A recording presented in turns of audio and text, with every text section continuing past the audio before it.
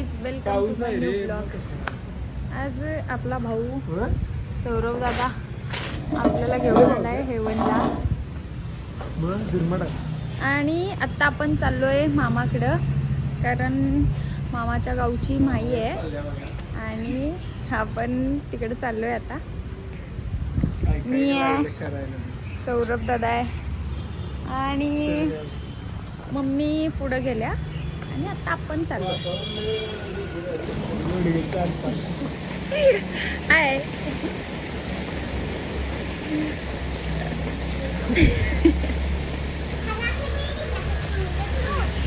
काय म्हणते?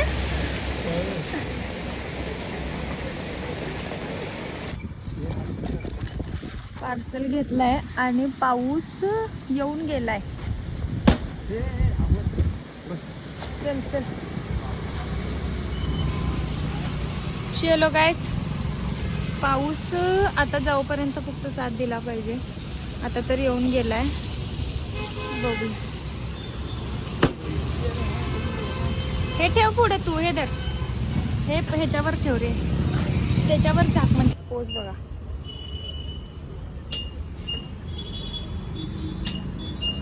असं बसायचं हवा मारायला गाडी आणि असं फेकून द्यायचं त्यांचं.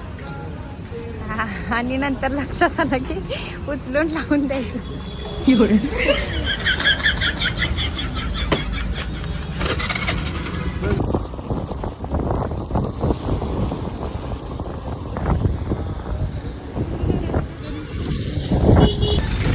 पाऊस आला आणि हा रेनकोट घालतोय आता, आणि मला असंच भिजत जायला पाहिजे. मला आता असंच भिजत जायला पाहिजे. ह्यानी रेनकोट आणलाय.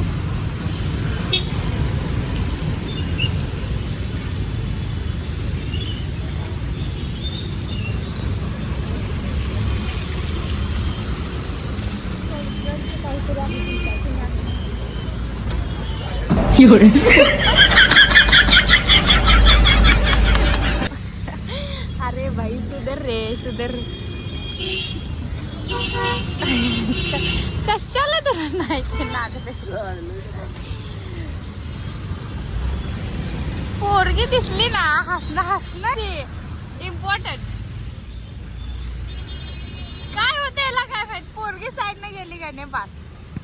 त्याच्या मनात ना असं लड्डू फुटत असते.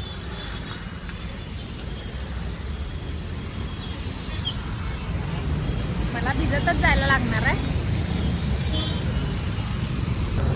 आता आपण आलोय भवानी मंडप मध्ये आणि आपण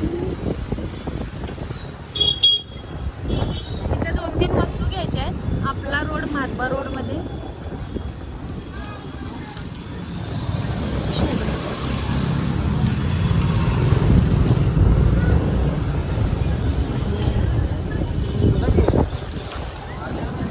कोल्हापूर बघा, पुढे आपला म्हातबा रोड आहे.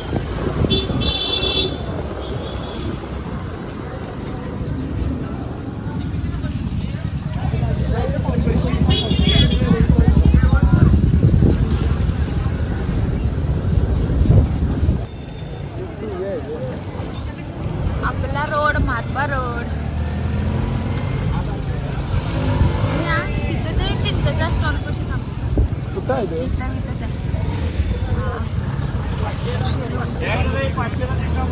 पाचशेला 3 घ्या, 500ला 3. वाव,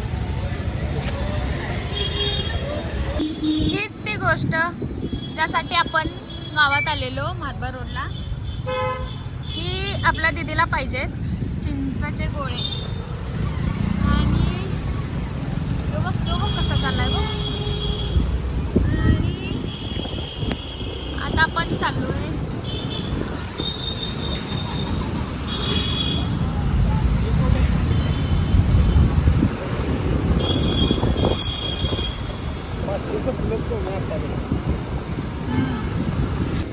पाऊस आला आणि एवढं भिजतोय म्हणून भावाला दही आली आपली आणि भावानं वडापावच्या गाड्यावर थांबवला.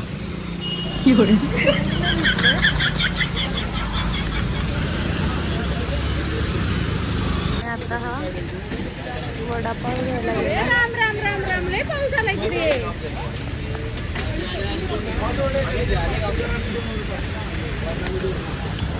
मावशी थांबा, मावशी ब्लॉग चालू आहे.